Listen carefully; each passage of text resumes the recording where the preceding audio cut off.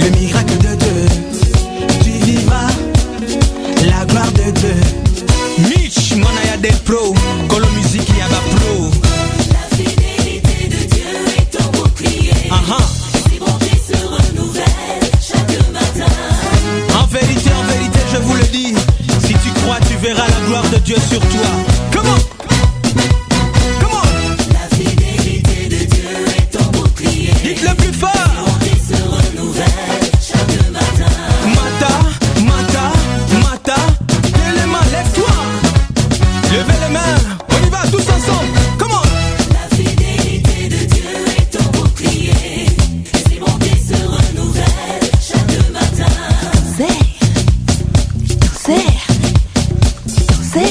Herman Jabas, le producteur, il y a Solo Penza. Tous ensemble, on y va. Lève tes mains et proclame la gloire de Dieu sur toi. Come on.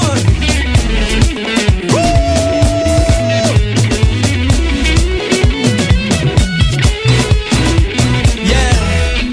Ah, il est bon, c'est l'Éternel.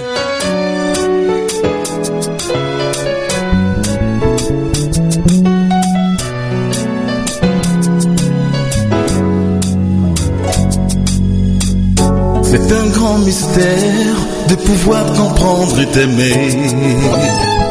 Encore sur cette terre, envahie par le péché. Les mots me manquent pour apprécier ton amour manifesté.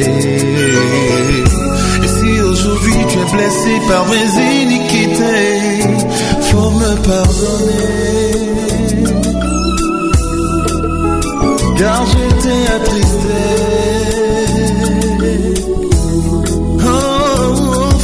Pardonner, car je t'ai rejeté. Toi la vérité, tu avais promis d'être toujours avec moi et jamais me délaisser, bien-aimé rempli de fidélité. Tu m'as même dit de te manquer toutes les fois, oui, chaque fois que mes désirs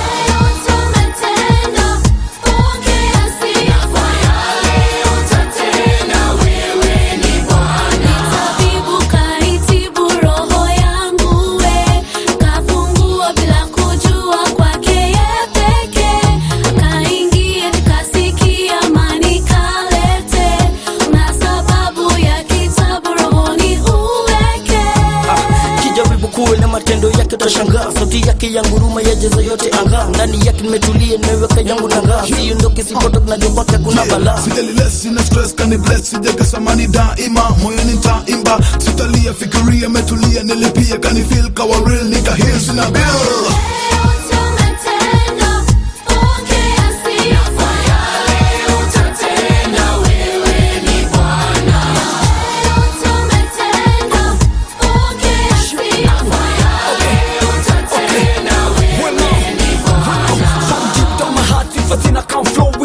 Na butwani nikithinko pendo lako umeni love despite the evil that I did. Siwezi koma kukusifu hata siku one. Kwa giza ulinitoa nikawa niko poa, nami nikajiloa kwa damu wakaniokoa. Watu wakinilenga yeye ananipenda, kwani nimejijenga kwa msingi ulio bora.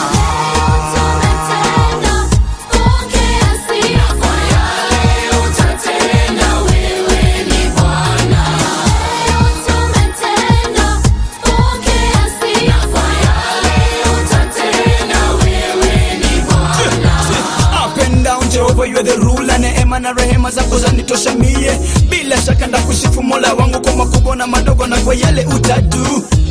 Kaniweka huru baada ya kutubu, akanijaza na wema wake. Sami sina shaka, kanipa baraka, tena mafuta akanipaka.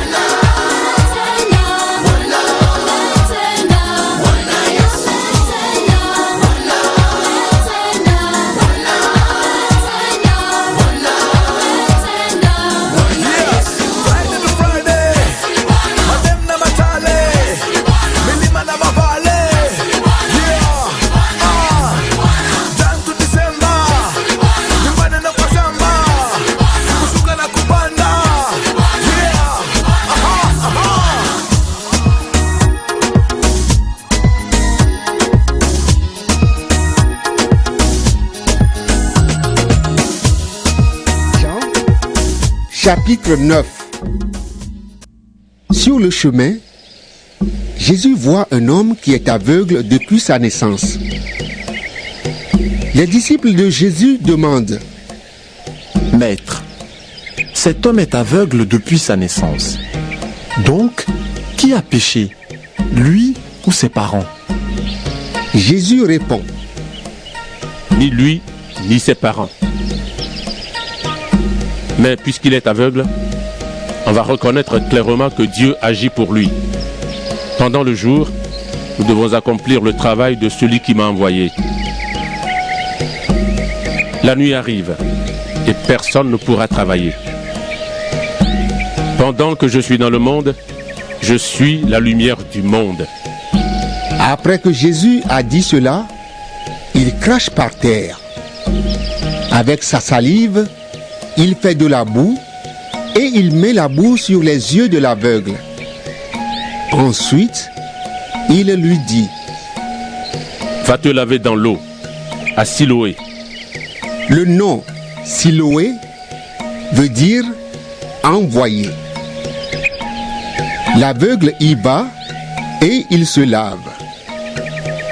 Quand il revient, il voit clair. Cet homme était un mendiant. Ses voisins et ceux qui avaient l'habitude de le voir avant disent: Est-ce que ce n'est pas l'aveugle qui était assis et qui mendiait? Les uns disent: Oui, c'est lui. D'autres disent: Non, c'est quelqu'un qui lui ressemble. Mais l'homme dit, C'est bien moi. alors les gens lui demandent. Tes yeux se sont ouverts comment? Il répond, L'homme qu'on appelle Jésus a fait de la boue. Il l'a mise sur mes yeux et il m'a dit, Va à Siloé et lave-toi. J'y suis allé. Je me suis lavé et maintenant je vois clair. les gens lui demandent. Où est-il, cet homme? Il répond, Je ne sais pas. on conduit chez les pharisiens l'homme qui, avant, était aveugle. Le jour où Jésus a fait de la boue et a ouvert les yeux de l'aveugle, c'était le jour du sabbat. Les pharisiens, eux aussi, demandent à l'homme. Tu vois clair maintenant. Qu'est-ce qui s'est passé? L'homme leur dit, Il m'a mis de la boue sur les yeux. Je me suis lavé et maintenant je vois. quelques pharisiens disent, L'homme qui a fait cela ne vient pas de Dieu. En effet, il ne respecte pas le jour du sabbat. mais d'autres disent, Un homme qui est pécheur ne pourrait pas faire des signes aussi étonnants. les pharisiens ne sont pas d'accord entre eux. Alors ils demandent encore à l'homme qui était aveugle.